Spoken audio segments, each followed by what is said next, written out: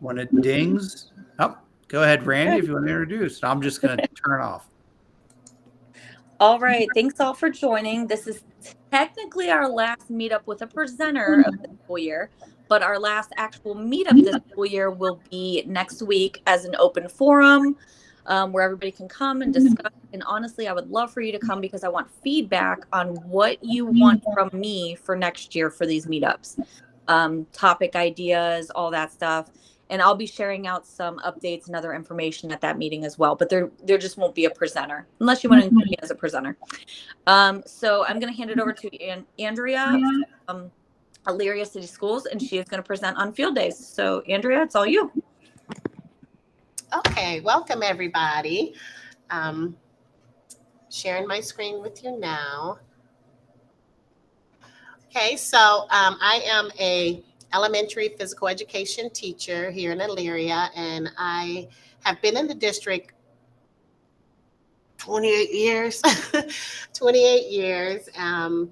And usually during the school year, I have probably one to two, at least this year, two buildings, and we share a team at one of the buildings. In the past, I've always had maybe possibly three buildings. So sometimes at the end of the year, it's quite hectic because I have to present a field day at all three schools in some cases. So I hope we have some elementary teachers out there. Some of my field day events might seem probably primary. They can be adapted, however, to an older intermediate group.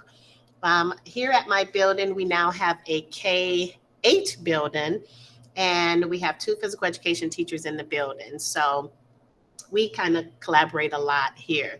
So what I have before you is a field day, and these are field days that I have done in the past. I have a list at the end, and you will soon see some of the field days that I've done in the past. I'm only going to really touch base on about 4 of them. However, at the end, and I shared it with Randy and Tom, you will get everything that you see here today that you can check back in on, or if you want to copy or duplicate anything, you're more than welcome. So first of all, you want to set a date. If you have a principal that's like my principal here at the school, before July, she has the whole year booked up just about. So you probably want to try to get a date in as soon as possible because the calendar fills up very, very fast here at my building with field trips and different end of the year things that happen. I generally steer away from the last day of school for field day because it's just too much. And when I have 3 schools, I have to rotate to all 3 schools. So I kind of, probably like, I don't know, second week before the end of the year, that's pretty pushing it for me. And then some teachers, they really don't like the hectic, scene. So they kind of push for closer to the end of the year. But with me being at different buildings and the mass equipment and transferring equipment to different buildings, I try to steer clear from the last week or even the last day. So upon setting a field day, you always want to set a rain date. Now, I have to tell you this, out of all my 28 years, we probably only got rained out once, where I totally had to reschedule the day and use our rain date. And then only one time it rained during our field day, and we had to bring all the equipment and everything in and do a kind of smaller version of field day in the halls and in the classrooms. So that only happened to me one time. So setting a date is really important. After setting the date, it's always good to set a date early because if you're seeking donations from the community, you have time to get that done. If you have any POs for equipment, even if you're creating equipment, as my team somewhat always do, you have enough time to get that done ahead of time before the end of the year. So setting a date is very, very important. As far as choosing a theme, I guess I'm a little bit out of the box with that because I don't generally go with the traditional field day, like 50-yard dash, hurdles or anything like that. I believe the closest that I probably come to that is probably when I do the year of Olympics, and I'll do some kind of wacky Olympics, and you'll see that a little bit in the presentation later. But as far as the theme, I try to capture the attention of all the kids. Like what's relative right now? What's going on right now? I try to relate it to like what's going on, in society, what's going on, what's the latest things that they're into, what's the latest movie or something of that sort. So every year, at least the kids that have had me since kindergarten all the way up to 5th grade, around this time of year, Mrs. Love, what's the theme this year? What's the theme? I can't wait. And sometimes I have it together in my mind. Sometimes I don't. But, they're always willing to, I have an idea for you, or I have this for you. Why don't we do this? So picking a theme is pretty, it takes me a while to sometimes get that together. Sometimes, at least in the past couple years, at the end of field day, and you will see a sample of this, we do a survey. And a survey goes out to the classroom teachers and the students, and they get to respond about how the field day went. What did you like the best? And one question's on there is, what idea might you have for next year? And so that kind of gives me a little bit of focus. It's either this or that. It might be a Hawaiian. The kids want Hawaiian. The kids might want, space or whatever, galaxy or so. That kind of has helped me a little bit. Now, this year, however, I'm still kind of, running thoughts in my head of what I'm going to do, because we have a bit of a problem here, because this is our first year in our new K-8 campus. We don't have a lot of greenery or a lot of space right now. We are in the process of putting a football field out there. So my field day this year might end up being in the parking lot, which really scares me. So if you guys have any ideas on that, just kind of shoot me an email or something, because I might have to do some kind of cooperative activities. So anyway, moving ahead. So after setting the date, you want to make sure you create your schedules. And I know that everyone has a certain way of doing things. You might even do these things, and that's okay. You might find something, oh, that's a good idea. Let me use that idea, or you might want to share some other ideas with me along the way. So, and I'm open to that. If you just want to like raise your hand or hit the little hand button, you can. That will be fine. So, depending on the building, like this year we have 6 of each grade level. Usually it's only 3 of each grade level, but we have combined schools in our new building, so I have to have many more stations. I usually do a primary and then an intermediate. So my intermediate field day is usually in the morning. I like to have them in the morning. Usually in the morning, the dew is still kind of on the ground, and I feel that they can manage that a little bit better than my primary students until the sun comes out and kind of dries up the land. So in the afternoon, I usually have my primary students come out. I usually have a half day. Yes, there have been times where we've done a full day. Just depends on if my principal wants that. Or I know at my other schools, we've closed, I don't know, I think I was part of 4 closings. Yeah, 4 closings. So usually when that happens, I used to do a big carnival type field day. Everyone's out on the field the entire day. So that involves a lot more stations and a lot more preparation. So it just kind of depends. I don't know if your district does a full day, or if you as a teacher do a full day or a half day, but generally I do a half day. So the number of stations is basically the number of classes that I need as far as rotating from station to station. My rotation times is usually probably like a 2.5 hour field day for each group. So my rotation times, I usually generally give them about 10 minutes in between each station. And a lot of times I have to tweak the lunch schedule and tweak other schedules so we can accommodate our field day. And my staff is really, really good with this. They help out a lot. And so they know that there's a change. They just go with it. And that's what's good about it, because I have a lot of staff that really helps out a lot. So as far as lunch, I generally ask for a bag lunch on that day so that I can have access to the gym as a station. And sometimes I would, they have a barbecue where there's hot dog, hamburger, baked beans, and chips, where everyone, even my workers and my volunteers, will get a chance to go out. And I would generally have them another part in the field or on the blacktop where field day is not happening. So that kind of leaves the gym free so that I can use it for an activity. Our next screen is planning and preparation.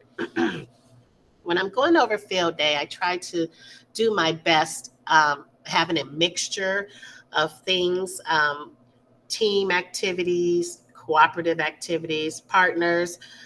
Sometimes it's just an individual event where, they might have something that they're doing on their own. So I try to basically do a mixture of it. Like I said before, I kind of steer clear of, what do I want to say, the traditional kind of field day. My first year of teaching, I had to cover for someone, and he had everything set up, and all I had to do was just, be there to run it. And, students had a chance to pick what event they wanted to be in, and then the rest of the class kind of set off at the side. And that is something that I generally will not do, because of course, who are you going to leave out, or who's going to be sitting on the side? The student that doesn't like to participate, the student that's not very physically active, the student that doesn't, do well with others, and they probably won't participate. So my field days are set up where it's all class participation, maximum participation. Everyone is a part of it. And I generally pretty much kind of hide the competition in a sense, everybody just have a good time because everybody's playing a part of that. And I think what helps is the theme of your field day and the activity that you have planned. So after I set up my field day, I want to make sure that I have a variety of skills, whatever the benchmark is for your district. I'm assuming everyone's in Ohio. Yes. There's throwing, there's kicking, there's rolling, there might be dribbling, there might be hand-eye coordination. So I try to make sure it's a variety of skills, during the whole day. Once again, like I mentioned before, you should have a plan B. One time, like I said, I only had to do it one time. Okay, we had to ditch this and pull in this. We had to ditch this, pull in this. So always have a plan B. If rain or inclement weather, happens during the day, okay, I can do this activity in the hallway. I can do this in the music room. This activity would not be safe. So just kind of have a plan B just ready to go. So it's very important. Or else you're standing there kind of standing around wondering, what do we do? What should we do? All right, so roles and responsibilities. Like I said, I know that everyone has a different way of doing things. Hopefully, you'll see something that you might like and like to change. My classroom teachers, they're amazing. What I have here, I always set up a rotation schedule that this always comes in a packet for each teacher, and it also comes in a packet for each volunteer worker. Everybody has their own start station. So in this case, you see here, when you see two names, the first name is the intermediate group. That's the older group that goes out in the morning. And then the second name is generally the primary group, and they go out in the afternoon. Sometimes, depending on class sizes or the number of units that we have in our building, you might see 15 stations. That's what it's going to be like this year. Teacher information. My teachers do a very, very good job collaborating with me. Whatever the field day is, they find some way of including it into their lesson. It's amazing. I will generally send out this as part of the packet, and they will get this a couple days ahead of time. You'll see here, this is my letters. The same letter goes out to the workers, the volunteers, just explaining. In this packet is a map. It's an explanation of the station. It's please be on the station at this time. You have this much time to rotate in between stations. Group up your kids. And you'll find this, and you might see this a little later here with my islands field day. I had the teachers break up into a group of birds and a group of fish. I find that they think it's funny, but to me, I have a method to the madness. When the wackier it is, the kids will remember. I know I'm a flamingo. You'll hear them arguing on the field. This is my team. I'm a starfish, So sometimes, I've used food, I've used fruits and vegetables. You're either an apple and an orange, or you're a celery or a carrot, so that they don't waste time when they get out on the field. They can get right to the line. They know what team they're on. They line up right behind the cone. We don't have to get out there. Okay, you're this team, you're this team, you're this team. It just clockwork. It runs smoothly, very smoothly. So you'll see probably later on another sheet that will say apples and oranges and celery and fruit. I've also done hamburgers and hot dogs, or pizza and fry. It's always something, depending on whatever the theme is. So these packets will be given to all the teachers and the volunteers. I have a support staff members who also help out. When parents walk into the building that day, they come right to the table. They hardly even enter into the office. They go right through the door in the hallway. The teacher hands them a packet, sends them out to the back field, and everything is just clockwork. All they have to do is just read through it, and they'll know what station that they're at and what they're supposed to do.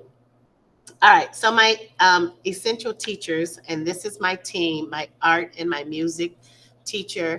We work as a team. They are amazing. My music teacher, Mrs. Hignett, she is generally my timekeeper. I cannot keep up with time doing field day. It's just too much hustle and bustle. She is stationary, or if she's not able to do it, somebody is there. They are stationary. They're the timekeeper. They blow the siren, they blow the whistle. Everybody knows when to move. It's just too much for me to just keep moving around and doing all kinds of setting up. And when things tear up, I have to fix it and come up with the different plans. It's just too much.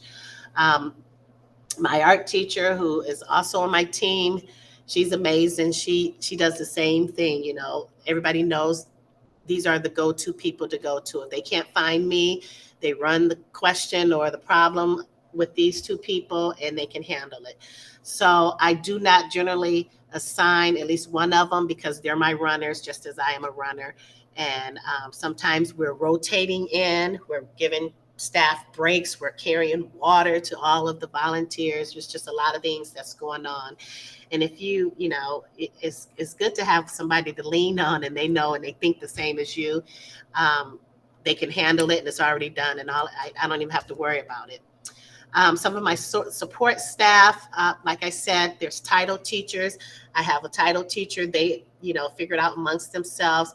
I'll take care of the morning walk-ins, and the other one will take care of the evening walk-ins.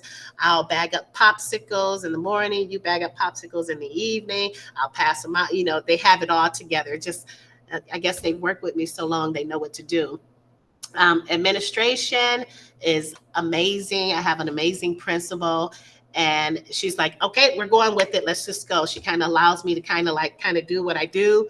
And that's amazing. And I thank her for that, because she is amazing. Anything that I need, okay, I'm going to need 500 and something popsicles, or sometimes my PTO, they will cover that cost. But if there's anything else that I need for even a station or even an extra snack, which we'll talk about later, she's there. We got an open PO, go to Walmart, get what you need.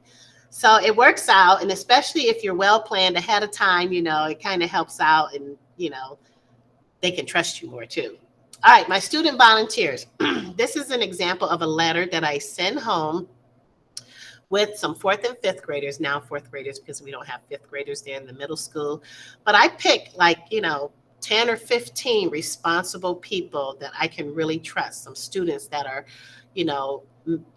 mentor students. I can leave them alone. They can take stuff out in the backyard and carry it out and I don't have to keep my thumb on them. And a lot of times my classroom teachers play a role in this. They choose some responsible people. They take this letter home. They meet me the next morning with the letter. 7 o'clock, I'm there. Sometimes it depends. If I have a lot more to set up, it's like 6:30. They're there. I have all the equipment grouped up already in the gymnasium. They have a map, put 4 or 5 of them together. They transport everything out into the backfield. They look at the map. Usually I make a play map. Not a play map, but I draw a map of the backyard and the school all around the area. And then I sign where the stations are, where the numbers, and all they have to do is just follow it. They take it out there, they stack it up out there. Later on, when my teachers arrive to the building about 8:15, teachers will go out with their packet and they will generally kind of start setting it up of what they think that the station might be. Later on, my team, we will go out, and if there's any adjusting we need to do, it's done. So it really helps when you have some young legs to do all the running and carrying it out into the backfield. Okay, so next, my parent volunteers. Can't do it without them. Can't do it. You need as many as possible. Sometimes I get so many parents in here, they're not even on my list. They're like, I want to help, because they know it's a lot of stations. Sometimes I might even have 3, 4 people at a station. And that's okay, because the more hands-on, the more help, the smoother it runs. Sometimes I have parents, they come every single year. I have Mr. Metz. His daughter moved on to junior high, and he's still coming back trying to help me with field day. So it's amazing, and I appreciate all the parents that come in. But you know what? You got to thank them. We prepare lunch for them. They come in. My principal purchased pizzas. Sometimes she purchased food service from our district to feed all of our parents. Okay, and it's wonderful. We give them water, we give them popsicles, and they love it. Sometimes during the day, if I assign them to a station, they're like, okay, in the afternoon, is it all right if I switch out? And they're like, yeah, I want to see what the other stations are like. I say, sure, you can do that. We switch out. They talk to someone else. So they have a list that they follow, and have the AM people and the PM people. I send a letter home to the volunteers. When I send the general letter home to every student in the building, it tells the parents field day is this day. Your child will be, in field day in the AM or the PM. It's a lot of equipment that needs to be set up, blah, blah, blah. I go this whole spiel. And then at the end, I say, if you would like to be a volunteer, please, fill out this form. And I will get a ton of them, which is really good. Some people will sign up for the whole day. Some people will do a half a day, and I will also invite them to lunch. When I receive the letter and I get them on my schedule, this next sheet that you see is kind of like a confirmation. I run these off. I run it on bright paper, and I will attach it to this tear off information here. And it's like a confirmation. Hey, parent, I have you down. I have you scheduled for 9:30 to 11:30. And, it's kind of like, you're in now. I can't scratch you out. No. But anyway, I get a lot of help, and it's amazing. So I have a half day confirmation, a full day, and also an AM day, AM, PM, and full day. You'll get a copy of this if you, just happen or want to, copy the letter. PTO, PTA, I don't know what they call them, PTI, whatever they call it at your building. They're your best friends. We have a new PTO here, and the past PTO have already told them, listen, you make sure you get in contact with Miss Love. We supply a lot of things for her. They supply water for my students and my volunteer workers and staff. Sometimes, depending on the field day, I might even have, for example, let's say my dinosaur field day. I had a dinosaur field day. One of the stations is a snack and water station. So they get dinosaur snacks, like the little gummy worm. So whatever it is, they try to match my field day, whatever snack it is. If it was like one day was the islands, they gave fishy crackers to all. And it's not, it's not anything that's really big. It's just something little, give them a little snack at the station, a little juicy or something like that. And it's amazing. Sometimes I might need additional equipment and they supply, or they might purchase half of it, and I do have a budget. My district provides me with a budget. But if there's anything extra, they supply it for me. Okay, so post field day. Post field day, in the past, I have done certificates, participation ribbons, and the certificate, I do like a general, participation. You participated in field day today. I just kind of sign my name ahead of time, and they get one. I have done ribbons before. I do not really do first, second, third place individual because of the type of field day that it is. I don't really do that. And some years I don't, because sometimes you find the certificate in the hallway after field day is over with. I think they really enjoy popsicles at the end of the day, and the treat. So some years I've done it, some years I just didn't do it. At the end of field day, one thing that I really do at the end of field day is a classroom teacher survey. Whatever the field day is, I kind of decorate it, and it is a form, a Google form that they fill out with the teacher in the classroom after each field day. Like I mentioned before, the kids, what was your favorite station? What was your least favorite? Do you have any ideas for next year? Did you like a presentation? And I'll talk about the presentation that you see here. This is not always on there. It just depends on whatever the field day is. I have questions, generated for that field day. Do you have any ideas for next year? Do what would you like to do as a field day? What kind of theme?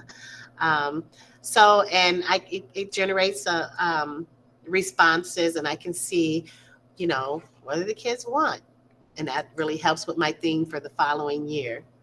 So does anybody have any questions so far?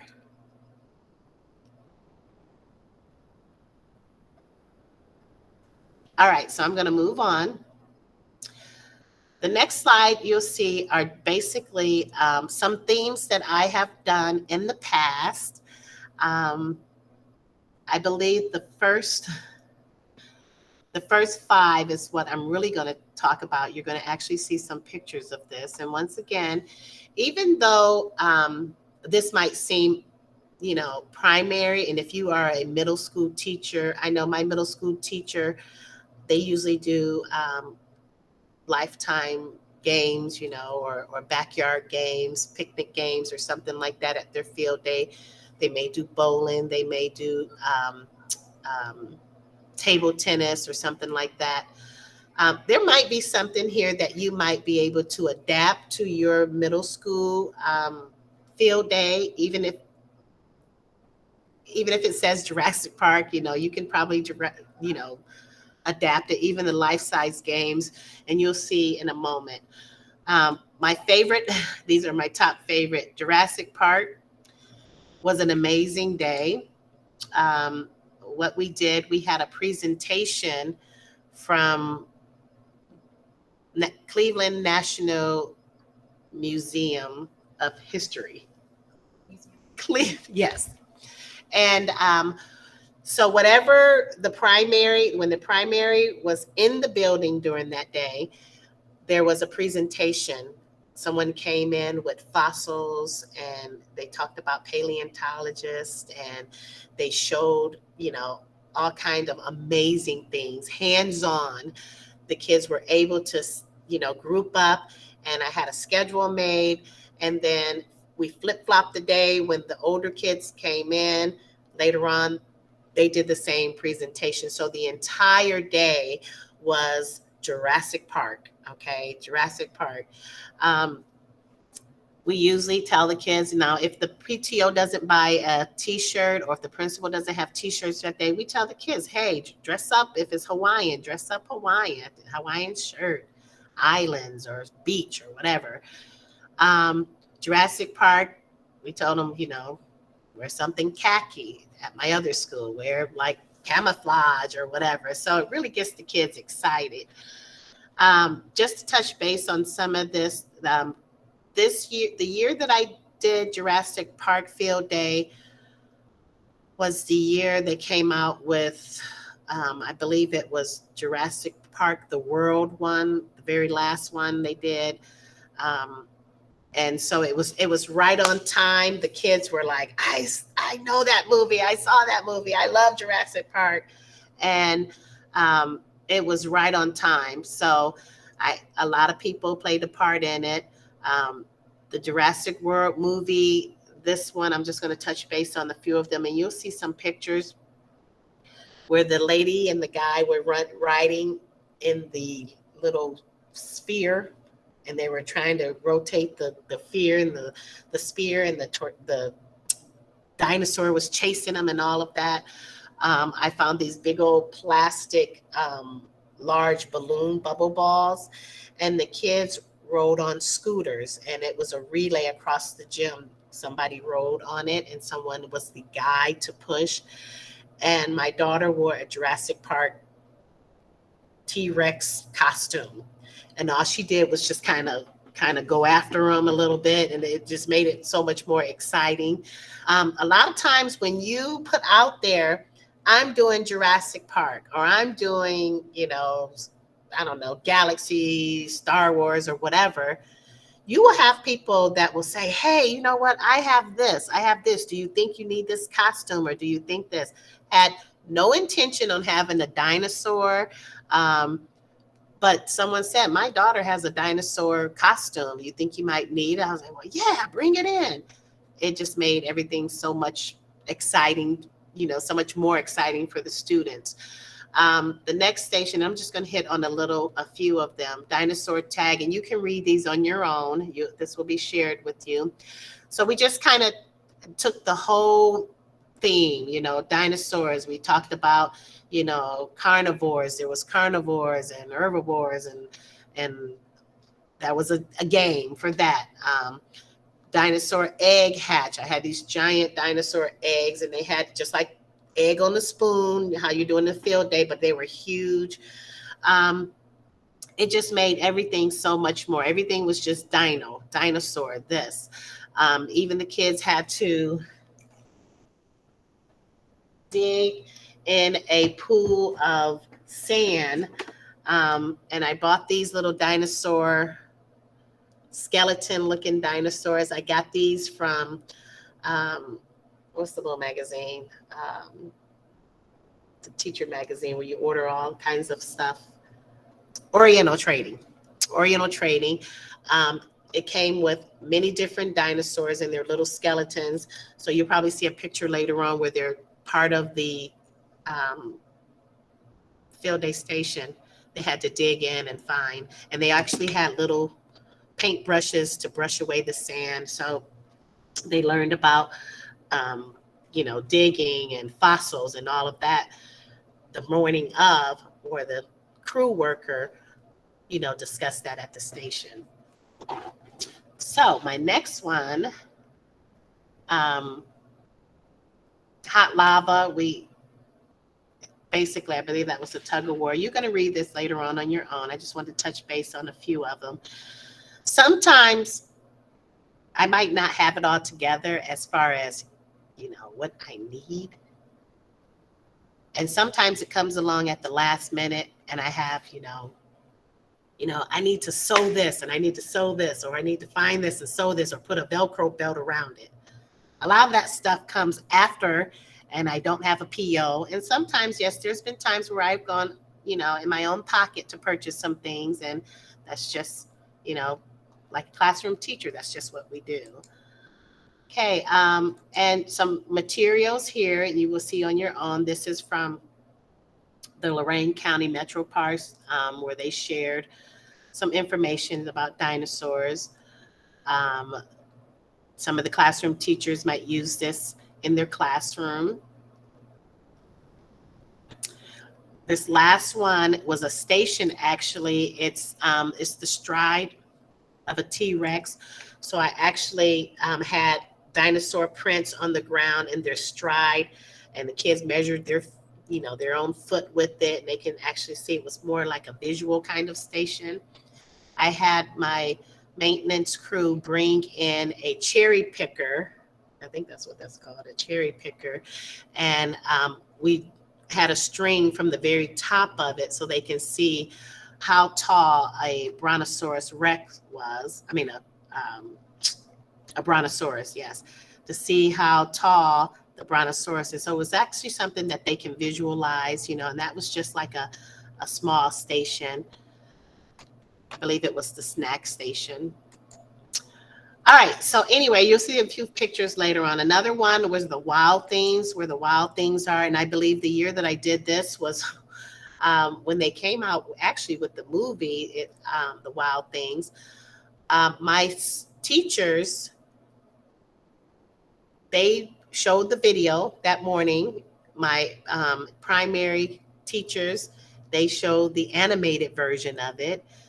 Some of them read the book. My librarian, a lot of times, well, we don't have them now, but whatever the field day is, she would always bring books out and have those always out so students can, read different books about different things. Where the wild things, everything had to, basically, it was either different inserts from the book, these different words, they showed their terrible claws, so the students were familiar with the book before they got on the field. When they talked about the dirt fight, they knew that the monsters and the boy had a fight. And so everything was basically centered around that. And you'll see some different pictures from this field day.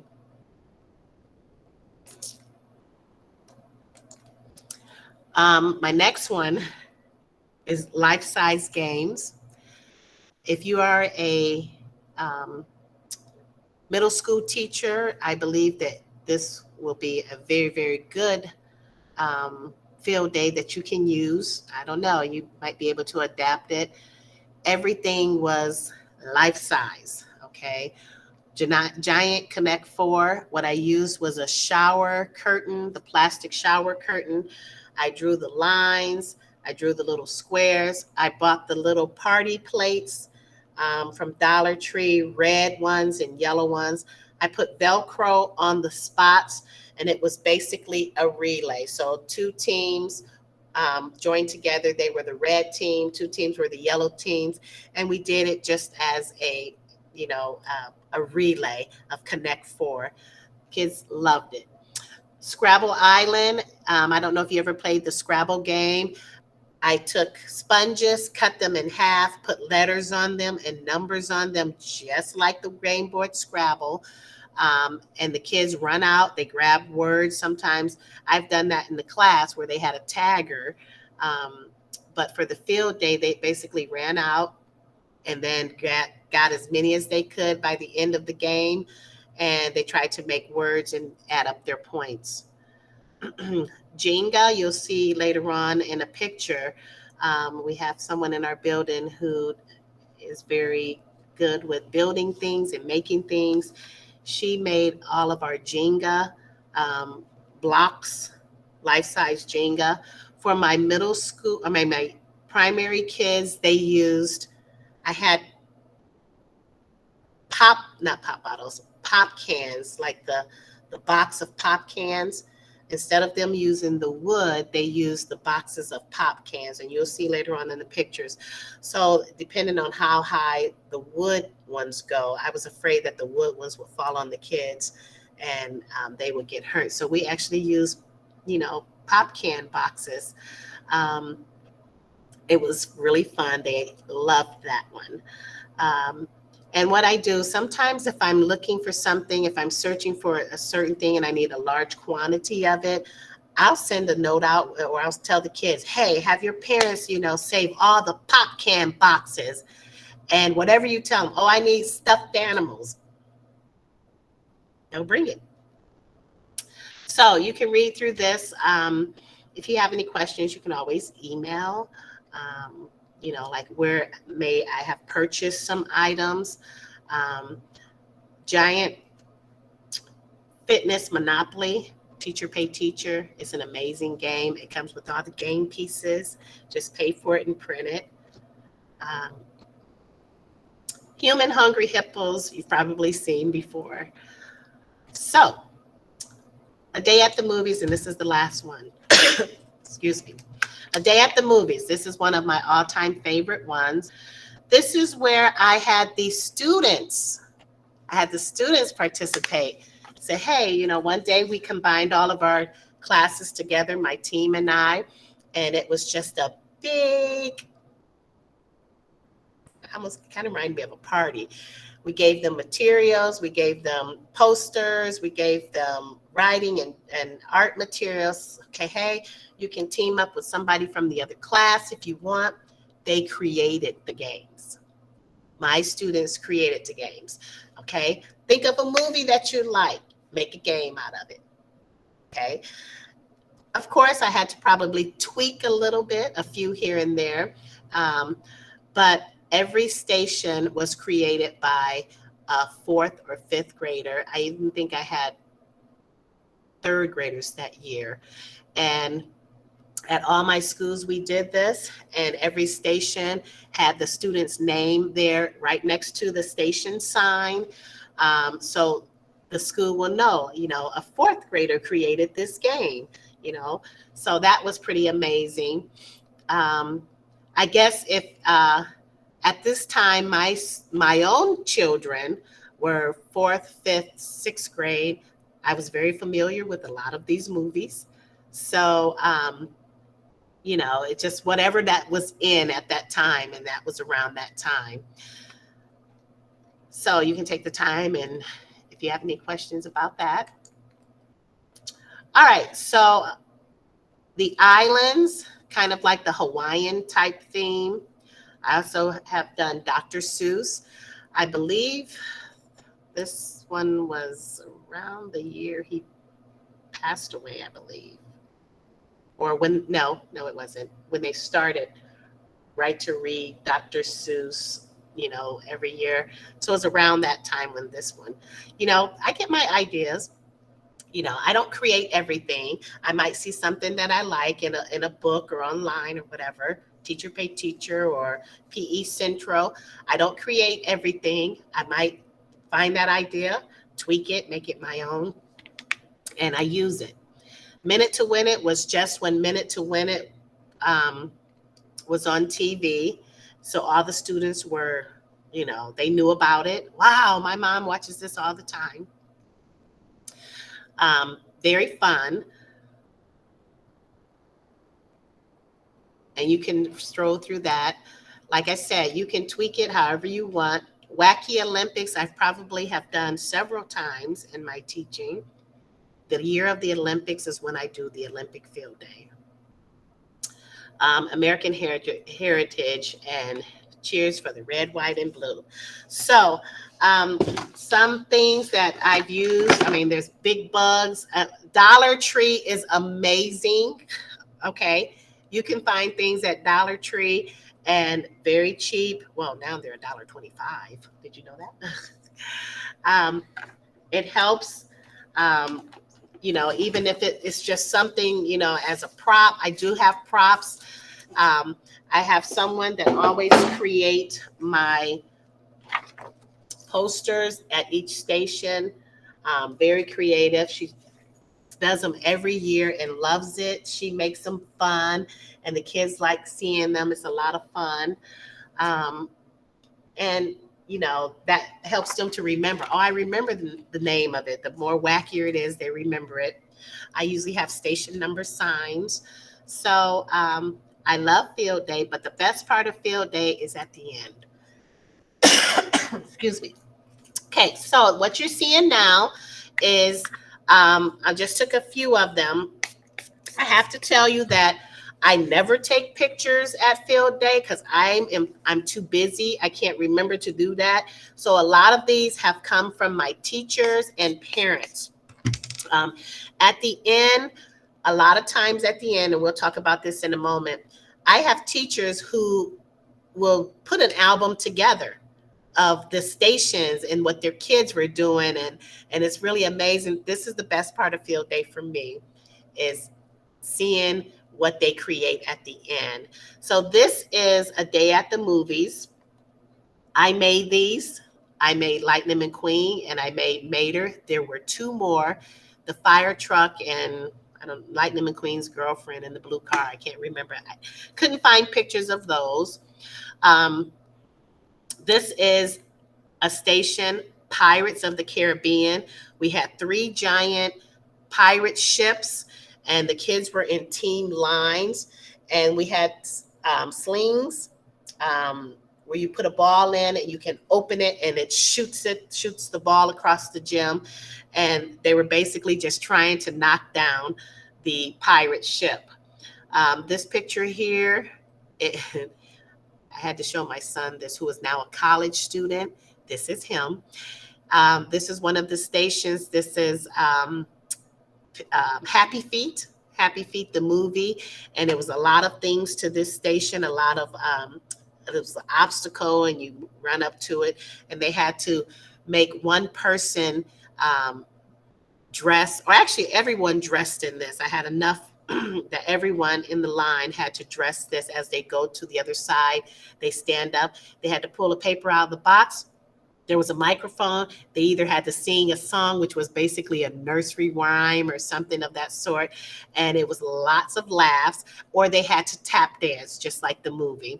So the kids found that to be really amazing. We actually made these out of trash bags, and the little, the mask and everything is made from that little styrofoam sheets. I don't know if you call it that, but like I said, my art teacher is amazing. Over here was part of the Nemo, this scuba gear. The scuba gear, we made these. And that is basically, when you go to Walmart, you buy the Cheez-It balls, the big, huge container,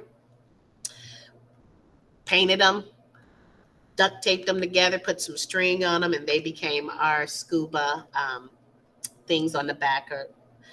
It was a whole obstacle course. They go through water limbo. This is one of the stations where they actually got wet. This year, it was so cold, we couldn't even have any water activities. The next one is where the wild things are. We made these targets. This is basically a hula hoop and some pipe, PVC pipe. And we had 4 of them, and it was just like for a target throw. You could also use the slingshots for that. Over here, you can see them actually using the team slingshots. And I also have the small ones that you put in your hands. You can see my students, my primary students, with the crown on for where the wild things are, where the boy, he becomes the king of the monsters or whatever. So at one of the stations, everyone received a crown. Basically, Burger King. I went to Burger King. I went to every Burger King that I can. Can you please give me a stack of crowns? Like I said, you can always go out into the community and grab what you need or ask for what you need, and they're willing to help a lot. The pirate ship one for the day at the movies, we went to Long John Silver's and got pirate hats, and they were willing to give them to me. I had to hit up probably about 3 Long John Silver's, but that's okay. This next one here, you're probably wondering, and I don't know if you ever heard of this. This is called oobleck, and it is made with cornstarch and water. And I can run into one of my students who is probably now 25, 26 years old, and this is one of the things that they will bring up if I run into them in the store. I remember the oobleck station.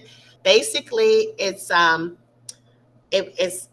like a solid. If you don't know what it is, it's like a solid. If you put it in your hands, you can squeeze it and make it into like a hard ball. But as soon as you open up your hands, it's gooey slime, and it runs all over the place. You can see it here drizzling down. The kids it was like giving them $100 bill. They absolutely loved it. That was the best station ever. It was easy to make. My district supplied the cornstarch, big old bags of cornstarch, and the measurement is just 2-to-1 cornstarch water. Here is the monster station. We created these feet and gloves that made look like claws. Dollar Tree had different type of animal noses and horns and everything. And I went basically and bought them, and then we made the rest of the parts of the costume. This is where Max is traveling across the water, basically toilet plungers, and they're traveling across the water in the field, in the gym. They had to dig for bugs here. I had big bugs and little bugs and spiders and at different sizes, all hidden inside of a swimming pool full of sand. All right, my next one is my Jurassic Park.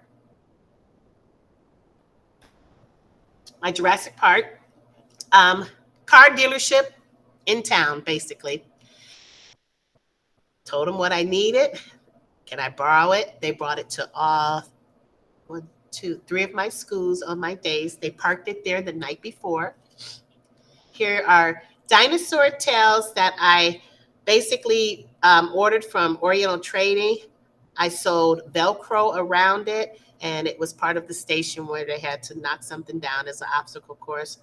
Here are the bubble balls that I purchased myself. I bought 2 of them, and then my PTO bought the other 2.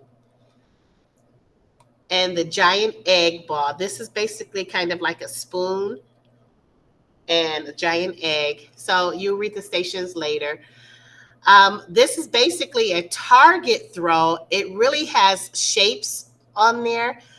I just took tablecloths from Dollar Store, put it up on the wall, and traced a dinosaur face and cut it out. And then I put it on top of the shape. So it looked like the kids were throwing into a dinosaur's mouth. We created this picture spot where kids can take pictures. Here on the ground is the dinosaur footprint. What she's holding in her hand was part of the snack station where they got to make their own dinosaur bookmark. There were books there, the little sticker styrofoam bookmarks. They loved it. Here in action, you can see this is my daughter, and this is the team pushing their student across the gym. The next one is life-size games. This is Twister, of course. I bought paint, and I made the circles myself on the ground. Scrabble is at the top. Giant Kerplunk, and my giant Jenga. And here is Hungry Hippos. And like I said, when you put the word out there, this is my theme. You have somebody from the community that will step in, or some teacher or parent say, I have this. You want to use this? This big operation game belonged to a church here in the city, and they were more than willing to let me borrow it. And it was huge, and it works just like a guy created it, and it works just like the machine. So, I mean, the real game. Here is my Connect 4. It was a relay. Once again, you throw your theme out there. This is Candyland, and our library, our city library, had this game sometimes that they do during different parts of the year, and they were more than willing to bring it and be a part of our field day. So the librarians, the people who work at the library, they actually ran that station for me. They had their own game. They grouped up kids in groups of 4.